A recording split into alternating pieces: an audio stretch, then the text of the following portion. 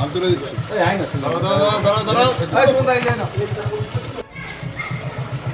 আমি তুলে দিচ্ছি।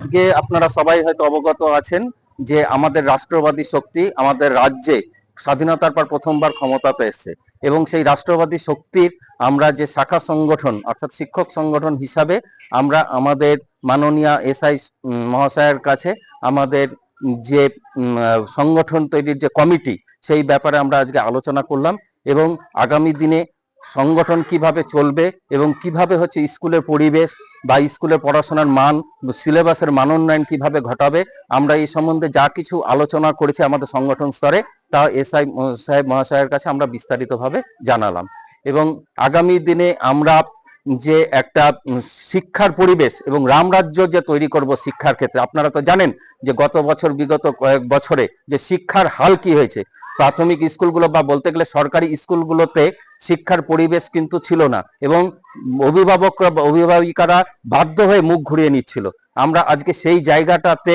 আমরা চ্যালেঞ্জ নিচ্ছি যাতে সরকারি শিক্ষা ব্যবস্থার প্রতি সাধারণ মানুষের আস্থা ফিরে আসে এই ব্যবস্থা যাতে আমরা তৈরি করতে পারি এরকম একটি শপথ নিয়ে আমরা এই পবিত্র ভূমিতে আজকে এসআই মহাশয়ের কাছে আমাদের বক্তব্য জানাতে আসছি। আজকে এখানে শিক্ষক সংগঠনের কি কর্মসূচি হলো? আজকে এখানে আমাদের সরকার চেঞ্জ হয়েছে, তাই নতুন শিক্ষক সংগঠন ABRSM এর পক্ষ থেকে আমার সাথে সৌজন্য সাক্ষাৎ করতে এসেছিলেন। আমার সার্কেলের টিচারই এসেছিলেন 3 জন।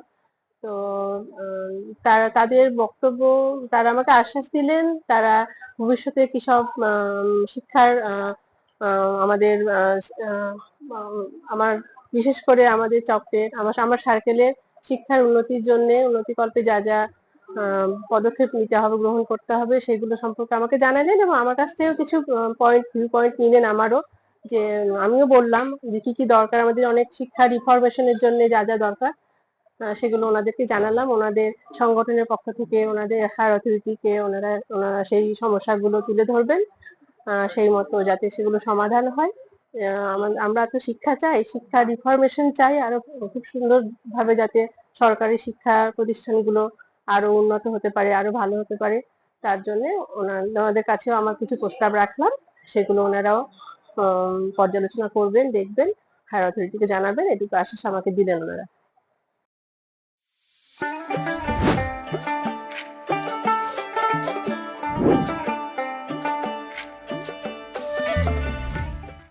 Wait. So this was your wedding look. Oh my god, Tammy, you look pretty. Dhaka থেকে যখন আইছিলাম এ হগল আমার মা আমারে পরায় দিছিল। It's so authentic, Tammy. I will go for this look. But what about my goina? সাদা রঙের রুমালটিতে গোলাপি রঙের কাজ, সব মিলিয়ে দারুণ হবে নতুন কনের সাজ। আমার গয়না আমার শ্রী ঢাকা জুয়েলার্স, আভিজাত্যের গয়না।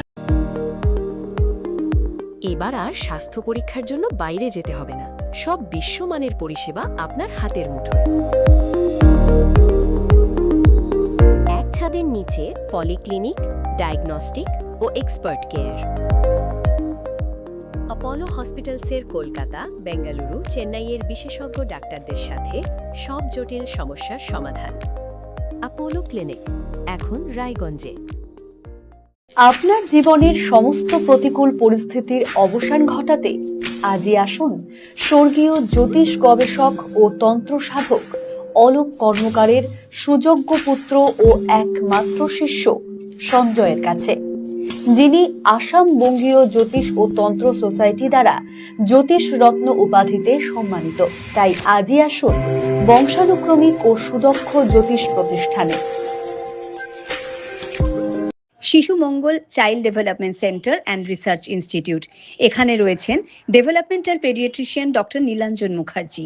সমস্ত রকম ভ্যাকসিনেশন কিন্তু তিনি নিজে হাতে করেন। এছাড়া রয়েছে নেবুলাইজেশনের ব্যবস্থা। সবচেয়ে বড় কথা, আপনার শিশু যদি জেদ করছে, রাগ করছে, মন খারাপ করছে, সাইকোলজিস্টের পরামর্শ চাইতে এলে আপনাকে আসতেই হবে শিশু মঙ্গলে। ছোট ছোট অনুভূতি স্মৃতিগুলো থেকে যায় সব সময় আদরে। কুকু কুকু কিরে হলো? আসছি। লকডাউন সময় তো হয়ে এলো। কিছু স্মৃতির ভাজেই তোলা থাকে শুভারম্ভে প্রাপ্তি। 50 বছরের অভিজ্ঞতায় অগ্নিশ্বর জুয়েলার্স, নিখুঁত গয়নার কারিগরি। Agnishwar jewellers, NS road, Raiganj. রাত হোক বা দিন, নিউরো এমার্জেন্সি সময় দেখে আসে না। হঠাৎ মাথায় আঘাত, স্ট্রোক বা অচেতন হয়ে যাওয়া, প্রতিটি মুহূর্তই অমূল্য, কারণ এখানে সময়ই সবচেয়ে বড় চিকিৎসা। এবার রায়গঞ্জেই উপলব্ধ অ্যাডভান্সড নিউরোসার্জারি সুবিধা। দক্ষ নিউরোসার্জন ও আধুনিক প্রযুক্তির সহায়তায় 24x7 জরুরি পরিষেবা। সঠিক সময়ে সঠিক চিকিৎসা ফিরিয়ে দিতে পারে স্বাভাবিক জীবন। জীবনরেখা হসপিটাল, एडवांस्ड न्यूरो केयर। हमें अपनी बारीक कारीगरी से सजाने के लिए शुक्रिया। बारीक कारीगरी की रीत जो बनाए सोने को सेनको। सेनको, खुशियों की रीत।